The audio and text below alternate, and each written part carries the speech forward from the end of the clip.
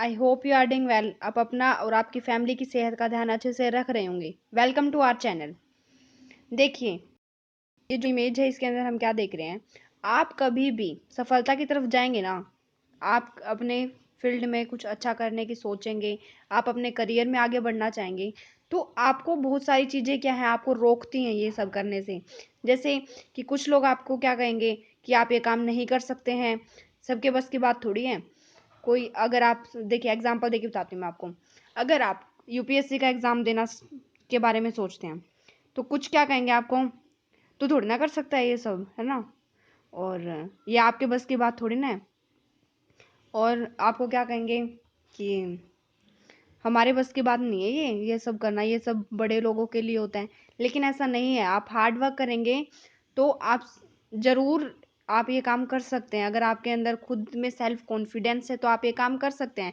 कुछ क्या कहेंगे, आप चेंज हो जाएंगे। तो कुछ क्या कहेंगे, देखिए एग्जांपल देके बताती हूँ आपको। देखिए, मान लीजिए आपका कोई रिलेटिव आया आपके घर पे और आप सिर्फ पढ़ते रहते हैं, आप उनके पास नहीं गए।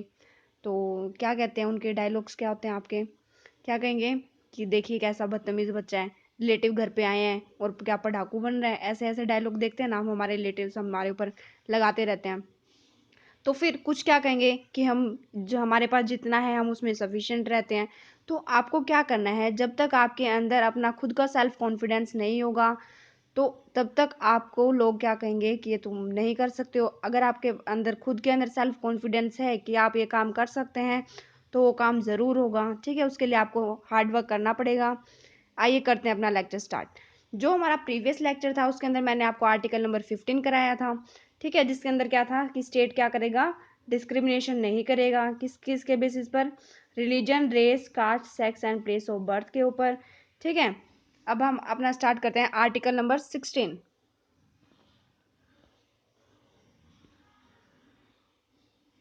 जो आपका आर्टिकल नंबर 16 है, देखिए क्या कहता है ये article 16 provides for equality of opportunity. जो आपका आर्टिकल नंबर 16 है ये क्या कहता है, प्रोवाइड करता है आपको फॉर इक्वालिटी ऑफ अपॉर्चुनिटी, देता है आपको for all citizens in matters of employment और appointment to any office under the state. कि आपको क्या करना है, आपकी स्टेट क्या करेगी, आपको अपॉर्चुनिटी देगी हर एक उस सिटीजन को इन मैटर्स ऑफ एम्प्लॉयमेंट के लिए और अपॉइंटमेंट के लिए। अगर कोई भी स्टेट के अंडर आपका कोई ऑफिस है उसके अंदर आपको क्या मिलेगी, इक्वालिटी ऑफ अपॉर्चुनिटी मिलेगी। सबको क्या मिलेगी, आपकी अपॉर्चुनिटी मिलेगी। किस किस के बेसिस पर, एम्प्लॉयमेंट के ऊपर, और आपका जहाँ पे अपॉइंटमेंट होगा किसी ऑफिस के अंदर जो आपका स्टेट के अंदर आता है।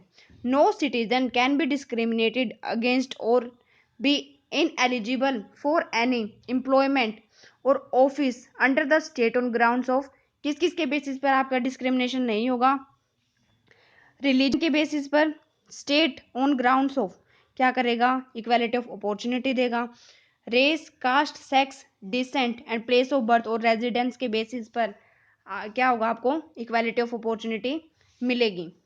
ठीक है, तो इसके ऊपर आपके क्या है, आपके एक्सेप्शन है। इसके ऊपर कौन से आपके देखिए 4 एक्सेप्शन आते हैं आपके। ए पर आपका आता है parliament can prescribe residence as a condition for certain employment or appointment in a state or union territory or local authority or other authority as the public employment requirement as to the residence act of 1957 जो expire हो गया आपका 1974 में। ये क्या कहता है कि पार्लियामेंट क्या कर सकती है, कंडीशंस लगा सकती है। जैसे कि कोई भी स्टेट है वो क्या कह दे कि हम सिर्फ इस वाले स्टेट को जो है, मतलब मान लीजिए हरियाणा है, तो फिर हरियाणा के अंदर आपका क्या होगा, हरियाणा की सरकार क्या कह दे कि हम क्या करेंगे, हरियाणा के जो वासी हैं, हरियाणा के जो लोग हैं, हम उनको ज़्यादा एम्प्लॉयमेंट देंगे। ठीक है, और जो बाकी स्टेट्स आए हुए हैं उनको एम्प्लॉयमेंट नहीं देंगे। तो ऐसा यह क्या है, आपका एक्सेप्शनल है। ये किसके तहत आता है आपका, ये देखिए यहाँ पे कौन सा एक्ट दिया गया है आपका, ये public employment requirement as to residence act of 1957 जो आपका क्या हो गया, ये एक्सपायर हो गया आपका 1974 में। ठीक है, there is no such provision for any state except Andhra Pradesh and Telangana. तो अब क्या है आपका, ये सारा क्या हो गया है, बंद हो गया है, क्योंकि ये जो आपका एक्ट था ये एक्सपायर हो गया है। ठीक है, तो अब आपका जो आंध्र प्रदेश और तेलंगाना है, सिर्फ ये चीज़ कहाँ पे लागू होती है आपकी, आंध्र प्रदेश में होती है और तेलंगाना में होती है। तो अगर आपका कोई भी ऐसा स्पेशल प्रोविजन बनाना है तो आपका कौन बनाएगा, पार्लियामेंट बनाएगी, ना कि वो वहाँ की खुद की स्टेट बनाएगी। बी देखिए आप, the state can provide for reservation of appointment और post in the favour of any backward class that is not adequately represented in state service.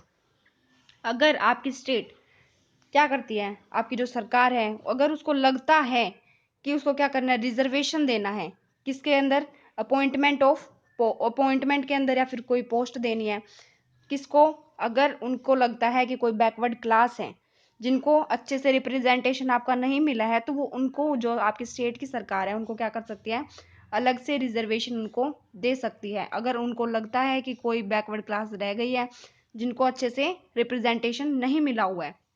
आगे देखें, सी, a law can provide that incumbent of any office related to a religious or denomination institutions or a member of its governing body should belong to a particular region or denomination।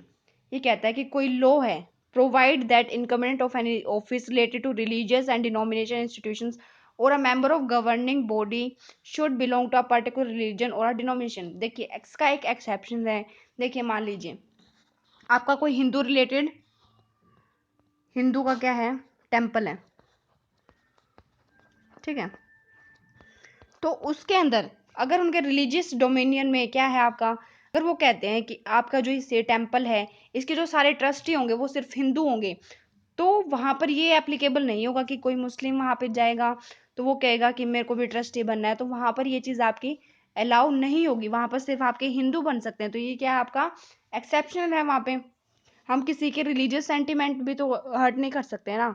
अब जैसे ये हिंदू के ऊपर applicable होता है तो ये मुस्लिम के ऊपर भी एप्लीकेबल होता है। अगर कोई मुस्लिम है, मुस्लिम का कोई होती है आपकी, ठीक है, अलग से, तो फिर अगर उसके अंदर वो नमाज पढ़ने जाते हैं तो उनका अगर रूल है कि आपकी जो ट्रस्ट में सारे क्या होंगे, मुस्लिम होंगे, तो वहां पर आपका हिंदू का भी अलाउ नहीं होगा, क्योंकि हमारा जो इंडिया है वो क्या है, सेकुलर कंट्री है। डी देखिए आप, the state is permitted to make a special provision for the reservation up to 10% appointment or post in the favor of any economic weaker section of the citizen। इसके अंदर भी आपका 10% economic weaker section वाला reservation आता है। This reservation of up to 10% would be an in addition to the existing reservation. जो आपका पहले रिजर्वेशन था उसके उससे अलग है आपका ये 10% का जो रिजर्वेशन है। For this purpose the economically weaker section would be notified by the state from time to time. जो आपकी स्टेट है इनको क्या करेगी, टाइम टू टाइम इनको क्या करेगी, देखेगी कि ये आपके इकोनॉमिक वीकर सेक्शन में कौन आता है और कौन नहीं आता है। आगे देखिए मंडल कमीशन के बारे में देखते हैं हम। इन 1979 मोरारजी देसाई की गवर्नमेंट थी, appointed second backward classes commission under the chairmanship of BP Mandal, a member of parliament in terms of article 340 of the constitution.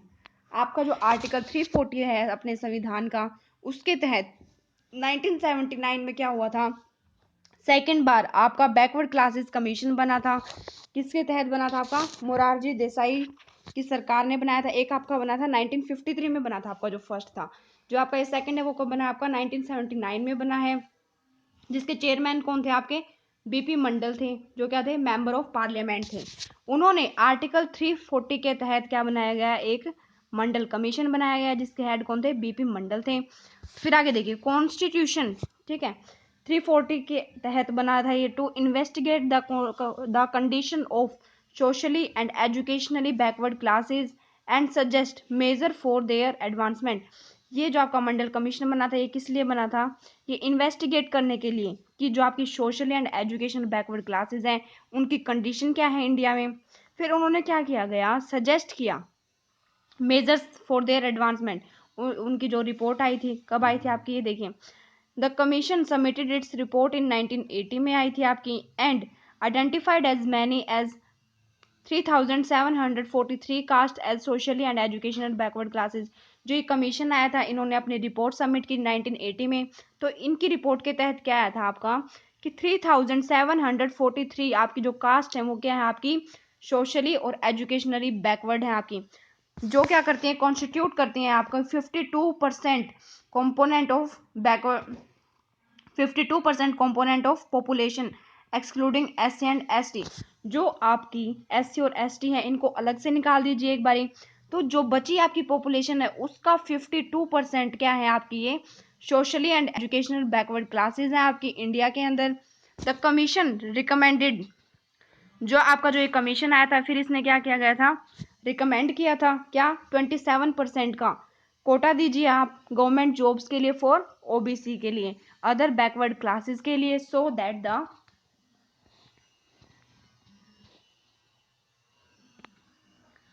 that the total reservation for all SC, ST and OBC amount to 50%. It was the 10 years in 1990 that VP Singh government declared reservation of 27 government job for the OBC. देखिए जो आपका मंडल commission था उन्होंने क्या किया था, अपनी report submit की थी, ठीक है, 1980 में की थी। इन्होंने क्या कहा कि जो सोशली और सोशली आपकी क्या है बैकवर्ड क्लासेस हैं, कितनी है आपकी 3743 हैं आपकी। तो वो जो आपकी है 52% है आपकी पॉपुलेशन की, जिनको आप अलग से मतलब पॉपुलेशन के अंदर एक्सक्लूड किया आपने एससी और एसटी को, ठीक है। तो वो जो आपकी हैं उनके तहत आपको उनको क्या देना चाहिए, आपको 27% का रिजर्वेशन देना चाहिए, जो क्या है आपकी अदर बैकवर्ड क्लासेस हैं, ओबीसी हैं, ठीक है। तो फिर अब उन्होंने रिकमेंडेशन तो दे दी थी, तो ये इम्प्लीमेंट कब हुई आपकी, और उन्होंने क्या कहा था कि जो आपका मंडल कमिश्नर उन्होंने क्या कहा था कि जो आपकी देंगे रिजर्वेशन देंगे 27% का ओबीसी को, और जो आपका पहले ही रिजर्वेशन दिया गया है आपका एससी और एसटी को, इन दोनों का मिला के आपका जो ये पूरा रिजर्वेशन है ये 50% से आपका ज़्यादा नहीं होना चाहिए। कुछ जो 50% है वो आपके जनरल के लिए भी होना चाहिए, वो कोटा नहीं होगा, वो अलग से होगा। तो इनका कहने का मतलब था जो आपका रिजर्वेशन है वो 50% से ज़्यादा नहीं होना चाहिए, दोनों का मिला के, ओबीसी का, एससी का एंड एसटी का। तो फिर 1990 में वीपी सिंह की गवर्नमेंट थी, उन्होंने डिक्लेयर किया कि हम रिजर्वेशन देंगे 27% गवर्नमेंट जॉब्स फॉर ओबीसी, हम गवर्नमेंट जॉब में 27% का रिजर्वेशन देंगे ओबीसी को। किसने डिक्लेयर किया, ये 1990 में वीपी सिंह की गवर्नमेंट ने किया। Again in 1991 the Narasimha Rao government introduce two changes. तो उन्होंने क्या किया गया, ये चेंज हो गए थे, उसके बाद जो इलेक्शन हुए थे, तो ये एक इलेक्शन के लिए किया गया था इन्होंने कि मैं रिजर्वेशन दूंगा तो मैं जीत जाऊंगा, लेकिन ये हार गए थे फिर भी। तो अगेन इन 1991 में जब नरसिम्हा राव की गवर्नमेंट आई, उन्होंने इंट्रोड्यूस किए, दो चेंजेस किए थे इसके अंदर। कौन से, a preference to the poor sections among the OBC in 27% quota, that is adoption of economic criteria in granting reservation. इन्होंने क्या कहा कि मैं इकोनॉमिक क्राइटेरिया भी लेके आऊंगा, 27% रिजर्वेशन भी, ठीक है। तो बी क्या है आपका, reservation of another 10% of jobs for poor. इन्होंने क्या कहा कि मैं 27% का कोटा भी लेके आऊंगा और आपका 10% आपका इकोनॉमिक वीकर सेक्शन को भी दूंगा, ठीक है। तो फिर क्या है आपका, who are not covered for any existing scheme of reservation. जो हम आज देखते हैं ना इकोनॉमिक वीकर सेक्शन 10% का, तो इन्होंने वीपी सिंह ने सोचा कि मैं आपको अभी दे देता हूँ, ठीक है, और साथ में क्या दूंगा, 27% कोटा दूंगा ओबीसी को। इन द फेमस, फिर आपका क्या आता है, मंडल केस आता है। The scope and extent of article 16 का 4 which provides for the reservation of jobs in the favor of backward classes have been examined through by the Supreme Court। इसके अंदर आपका मंडल केस आता है, इसके अंदर सुप्रीम कोर्ट एग्जामिन करेगा। तो सुप्रीम कोर्ट ने क्या कहा है, रिजेक्ट किया जो आपका जो ये दो प्रोविजन थे ना, जो आपके ये दो प्रोविजन थे, एक तो 27% कोटा का था और एक इकोनॉमिक वीकर सेक्शन का था। तो सुप्रीम कोर्ट ने क्या कहा कि हम आपको क्या करेंगे, जो आपका ये रिजेक्ट कर दिया उन्होंने, जो 10% जो आपका इकोनॉमिक वीकर सेक्शन है इसको क्या कर दिया गया, इसको हटा दिया गया, और जो 27% कोटा वाला था उसको एप्लीकेबल किया गया। It upheld the constitutional validity of 27% reservation for the OBC with a certain condition. लेकिन उसके ऊपर क्या करेंगे, कुछ कंडीशंस लगेंगी, कौन सी, the advancement section among the OBC, creamy layer का कंसेप्ट जो मैंने अभी आपको पिछले लेक्चर में बताया था, ये आपका क्या हुआ, शुड बी एक्सक्लूडेड। जो आपकी क्रीमी लेयर में आती है उनको हटा दिया जाएगा। बी देखिए, no reservation in promotion, reservation should be confined to the initial appointments only, any existing reservation in promotion can continue for 5 years among up to 1997। देखिए जो आपका रिजर्वेशन आता है आपका प्रमोशन के अंदर, तो आपका जो ये ओबीसी का जो रिजर्वेशन है आपके प्रमोशन के अंदर आप ये नहीं करेंगे। आपका जो ये 27% का कोटा है ओबीसी का, ये आपका प्रमोशन में एप्लीकेबल नहीं होगा, प्रमोशन में आपका नहीं लगेगा। ये आपका सिर्फ किस में लगेगा, ओनली जब आप अपॉइंटमेंट करेंगे, जब नई नई अपॉइंटमेंट होगी तब होगा आपका। आप प्रमोशन में ओबीसी का कोटा नहीं लगाएंगे। और क्या कहा गया, जो आपकी प्रमोशन के अंदर ये पहले से चलता आ रहा था, तो ये कब तक लागू होगा आपका, सिर्फ 5 साल तक, कब तक, 1997 तक चलेगा ये। सी देखिए, the total reserve quota should not exceed 50% except in some extraordinary conditions. तो ये कहता है कि जो कंडीशन रखी थी सुप्रीम कोर्ट ने कि आप जो अगर ओबीसी का कोटा और आपका एससी एसटी का मिला देंगे, तो ये सारा कोटा मिलाने के बाद आपका जो है वो 50% से ज़्यादा नहीं होना चाहिए। तो सी में आपका क्या कहता है, ये the total reserve quota should not exceed 50%, इससे ज़्यादा नहीं होना चाहिए, लेकिन किसी एक्स्ट्रा ऑर्डिनरी कंडीशन में, सिचुएशन में हो सकता है आपका। डी देखिए, the carry forward rule in case of the unfilled backlog vacancies is valid but it should not violate 50% rule. जो आपका कैरी फॉरवर्ड रूल है in case of the unfilled vacancies is valid but it should not B violet 50% rule. Carry forward rule मैं आपको बताती हूँ क्या होता है।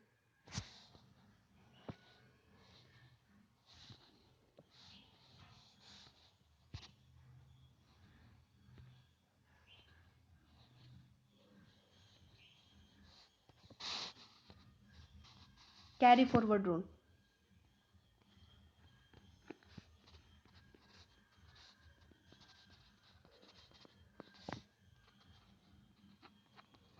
कैरी फॉरवर्ड रूल में आपका क्या होगा, देखिए जो आपकी सीट है, मान लीजिए 2020 में आपकी 100 सीट थी, ठीक है। तो इसके अंदर से आपकी 3 सीट क्या हो गई, बच गई, ठीक है।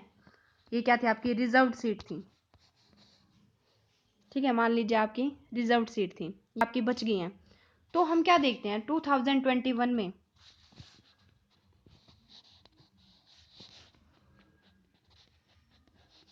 जो पहले की आपकी मान लीजिए 50-50% रिजर्वेशन था, ठीक है।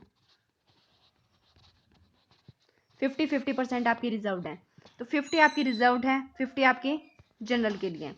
तो कैरी फॉरवर्ड रूल आपका क्या कहता है, जो आपकी 2020 की 3 सीट बची थी वो उनको ऐड कर दीजिए इसके अंदर, जो आपकी अब वाली रिजर्व सीट है 50, तो टोटल कितनी होगी आपकी 53 होगी। तो ये आपका कैरी फॉरवर्ड रूल क्या कहता है, ये आपका कैरी फॉरवर्ड रूल हो गया। तो हम क्या देखेंगे, ये कैरी फॉरवर्ड रूल होगा, लेकिन आपका जो ये 53 है ना, ये ज़्यादा नहीं होना चाहिए। लेकिन कैरी फॉरवर्ड रूल के बाद आपकी जो रिजर्व सीट है वो 50% से ज़्यादा नहीं होना चाहिए। यहाँ पर तो ये नंबर ज़्यादा हो गया है, ठीक है, तो ये यहाँ पे एप्लीकेबल नहीं होगा। अगर आपका कैरी फॉरवर्ड रूल होने के बाद अगर आपका 50% से ज़्यादा होता है तो वो एप्लीकेबल नहीं होगा। वो आपकी reserve seat carry forward rule होने के बाद 50% से लेस ही होनी चाहिए।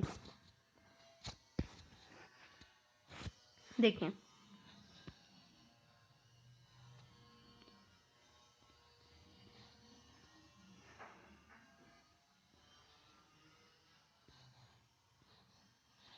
देखिए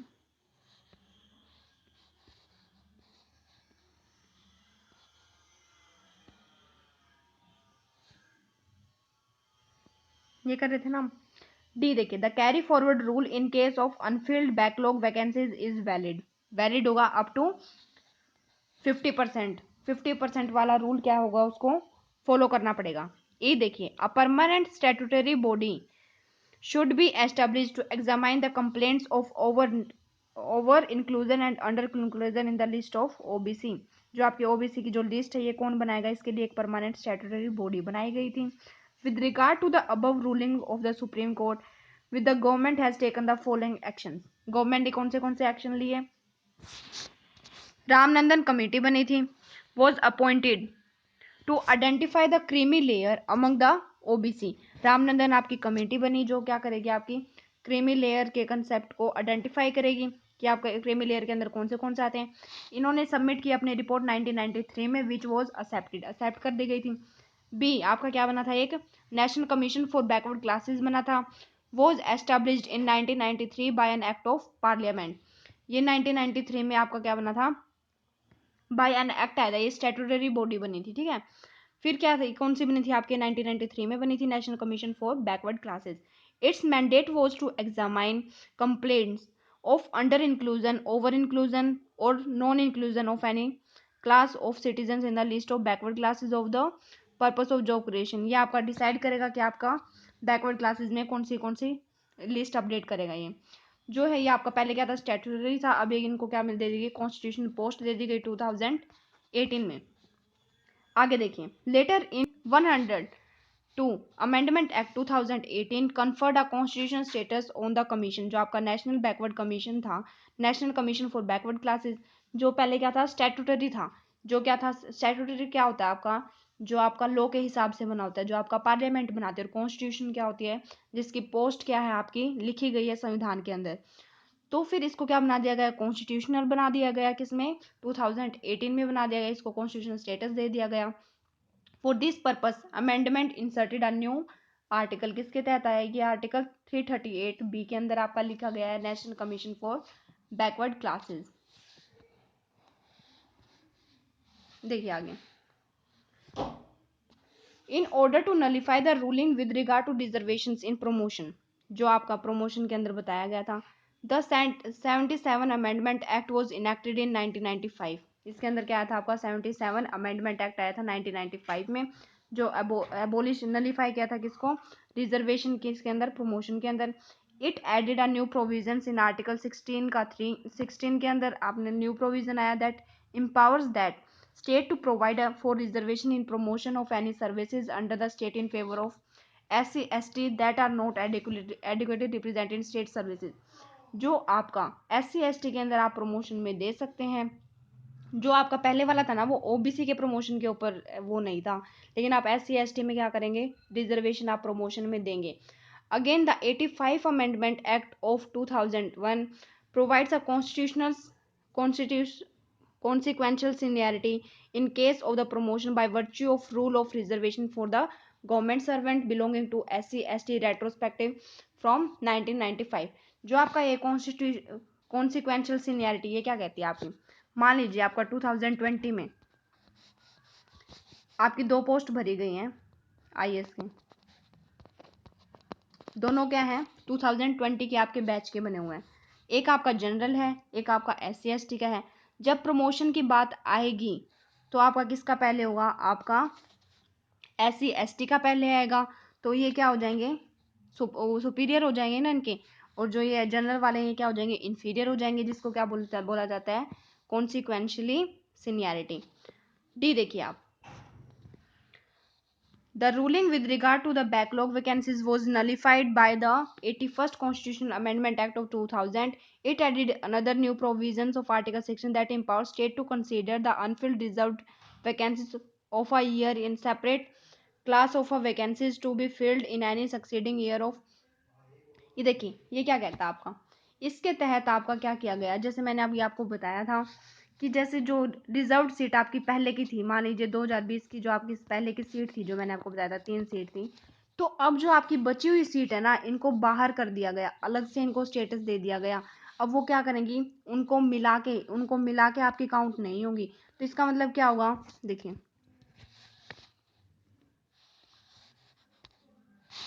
देखिए जैसे मैंने आपको बताया था 100 सीट थी आपकी पहले, जिसमें से 3 आपकी बच गई थी। जब आपका 2021 आया तो आपकी 50-50 थी। तो पहले तो क्या हो गई थी, ये वाली रिजर्व सीट के अंदर ऐड हो गई थी, लेकिन इसके तहत अब क्या कर दिया गया, आपका जो इनको था अलग से स्टेटस दे दिया गया, डिफरेंट स्टेटस।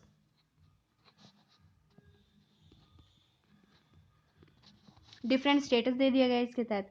तो अब क्या होगा, अब तो ये चीज़ वायलेट ही नहीं हो सकती, जो आपका 50% का अलग से, कि जो आपका जो सारा मिला के 50% से ज़्यादा नहीं होना चाहिए। अब इनको तो क्या कर दिया गया, अलग से स्टेटस दे दिया गया। तो अब क्या है, इसको जो आपका कैरी फॉरवर्ड रूल था, ये हर एक कंडीशन में आपका एप्लीकेबल हो जाएगा।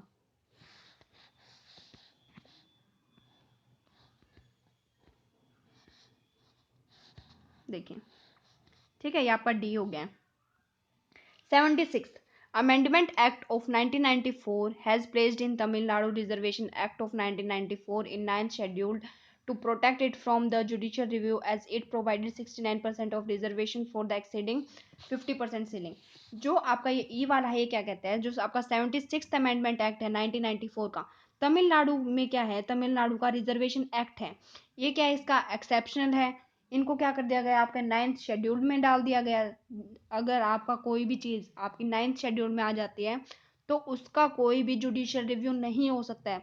वो आपका सुप्रीम कोर्ट उसको चेक नहीं करेगा कि वो आपके संविधान के हिसाब से है या नहीं है। उसका स्कोप क्या हो जाता है, जुडिशियल रिव्यू से बाहर हो जाता है अगर वो 9th शेड्यूल में डाल दिया जाता है। तो फिर आपका जो ये तमिलनाडु का रिजर्वेशन एक्ट है, इसको क्या कर दिया गया, आपका 9th शेड्यूल में डाल दिया गया, क्योंकि तमिलनाडु में हम क्या देखते हैं, वहां पे जो रिजर्वेशन मिलता है वो क्या है, आपका 69% मिलता है आपका। आगे देखिए, reservation for economic weaker section in public employment. Economic weaker section के लिए देखेंगे अब हम, the above exception D was added by 103 amendment act of 2019 में आया था ये आपका economic weaker section. In order to give effect to this provision the central government issued an order in 2019 में गवर्नमेंट ने ऑर्डर पास किया providing 10% reservation to economically weaker section in civil post के अंदर, सर्विसेज के अंदर, in government of India. इन post के लिए होगा। The benefit of this reservation can be availed by the persons belonging to economic weaker sections who are not covered under any existing scheme of reservation for SC ST and OBC। इसके अंदर जो 10% आपका economic weaker section है, इनका reservation क्या है, अलग से है। ये क्या कर इंक्लूड नहीं होने चाहिए किसके अंदर, आपका जो SC ST एंड OBC का जो रिजर्वेशन है ये इनसे अलग होगा। The eligibility criteria laid down in this regards have already explained in Article 15। जो मैंने तब आपको Article 15 कराया था, तब मैंने आपको बताया था इकोनॉमिक वीकर सेक्शन में आपके कौन से आएंगे, कौन से नहीं आएंगे। Further, the scientific and technical post which satisfy all the following conditions can be exempted for the purview of this reservation। The post should be in grade above the lower grade in a group A। ये भी देख सकते हैं आप group A की service में आते हो तो। They should be classified as scientific और technical in terms of. Group A की पोस्ट के लिए आपका इकोनॉमिक वीकर सेक्शन वाला कोटा रिजर्वेशन आपका अलाउड नहीं है। और जब आपकी कोई साइंटिफिक या टेक्निकल एक पोस्ट है, जैसे आपकी इसरो होती है, डिफेंस की होगी है, देखिए cabinet secretary order 1961 according to which scientific and technically post for which qualifications in natural science, science के अंदर, और एग्जैक्ट साइंस और अप्लाइड साइंस और in technology are prescribed in a combination for which have to use the knowledge in this. क्योंकि इनके लिए आपको क्या करना चाहिए, नॉलेज मेरिट लिस्ट के बेस पे होगा ये सब। Third one, the post should be conducted research for organisation guiding direct research centre. जो आपके इसरो वगैरह हैं, इनके अंदर की जो पोस्ट है वो वहाँ पे भी आपका ये एप्लीकेबल नहीं होगा। तो आपका ये आर्टिकल नंबर 16 हो गया। नेक्स्ट लेक्चर में हम आर्टिकल नंबर 17 और 18 देखेंगे। आपको कुछ भी डाउट होता है तो आप कमेंट सेक्शन में पूछ लेना। तो आपको लेक्चर पसंद आता है तो इसको शेयर करिए, सब्सक्राइब करिए और लाइक करिए। अगर पसंद नहीं आता है तो आप कमेंट सेक्शन में बताइए कि आपने डिसलाइक क्यों किया है। Thank you.